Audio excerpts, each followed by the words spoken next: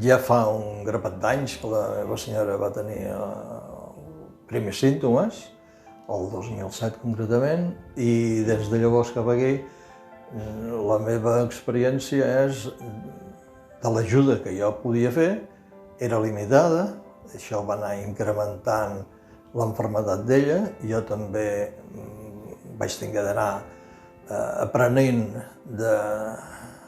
per cuidar-la, arribar a un punt que ja no es podia jo fer totes les ajudes que ella necessitava.